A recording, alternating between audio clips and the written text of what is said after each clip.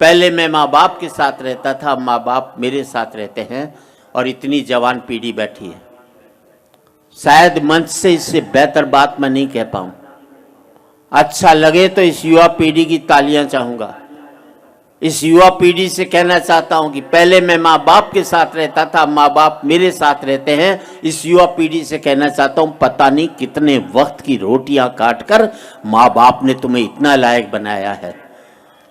जिंदगी में इतने लायक मत हो जाना कि माँ बाप को अपने लायक नहीं समझो। बहुत अच्छा जी, वाह वाह वाह, बहुत बढ़िया। पहले मैं माँ बाप के साथ रहता था, माँ बाप मेरे साथ रहते हैं। इस युवा पीढ़ी से कहना चाहता हूं, आप सबसे कहना चाहता हूं कि बाप बेटे के दो ही जगह हाथ मिलने चाहिए।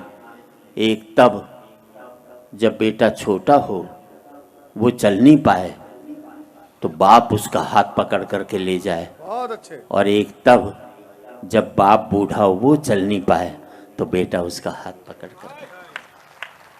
कि पहले मैं माँ बाप के साथ रहता था, माँ बाप मेरे साथ रहते हैं। और आजकल तो हालात ये हैं कि हमारा पता तो एक रहता है, लेकिन हमें एक दूसरे का पता नहीं रहता। बहुत अच्छे, बहुत अच्छे। बुजुर्ग बैठे हुए हैं साहब, 25 साल की गिरावट बताना चाहता हूँ। पहले कहीं बाहर जाना होता था तो बाप से पूछने की हिम्मत नहीं होती थी। माँ से कहता था, माँ मुझे बाहर जाना, पिताजी से परमिशन दिला दे। माँ परमिशन दिलाती थी तो मैं बाहर जा पाता था। फिर मैं बाप की आज्ञा से बाहर जाने लगा। फिर मैं बाप को बता करके बाहर जाने लगा। फिर मैं बाप को बिगर बताए बाहर जाने लगा। और आज बाप की हिम्मत नहीं जो मुझसे पूछ ले, बेटे तू कहाँ जा रहा है।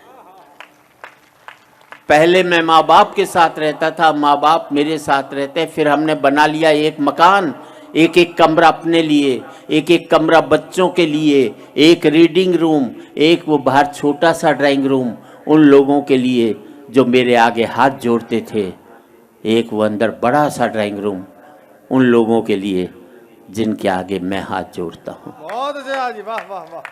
पहले मैं फुसफुसाता था तो घर के लोग जाग जाते थे।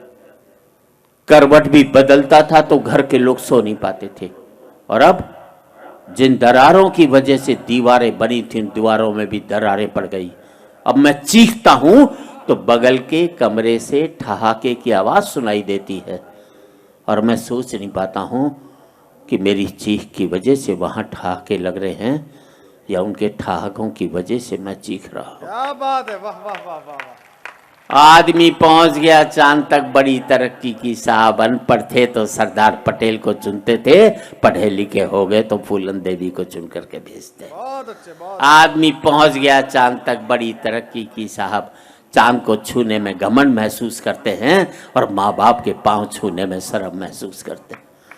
आदमी पहुंच गया चांद तक, पहुंचना चाहता है, मंगल तक खोजना चाहता है सूर्य के रहस्य, लेकिन नहीं पहुंचता भाई के दरवाजे तक। और आज इस समृद्धि की ऊंचाई पर बैठकर मैं सोचता हूं, इसके लिए मैंने कितनी बड़ी खो दी है खाइयां। क्या बात है, वाह। अंतिम पंक्तियां हैं, बात अच्छी लगे तो एक एक व्यक्ति की तालियां चाहूंगा। अब मुझे अपने बाप की बेटी से अपनी बेटी अच्छी लगने लगी है। बहुत अच्छे, वाह जी वाह। अब मुझे अपने बाप की बेटी से अपनी बेटी अच्छी लगने लगी है। मुझे बाप के बेटे से अपना बेटा अच्छा लगने लगा है। पहले मैं माँ बाप के साथ रहता था, अब माँ बाप मेरे साथ रहते हैं। अब मेरा बेटा भी कमा रहा है, कल को मुझे उसके साथ रहना पड़ेगा।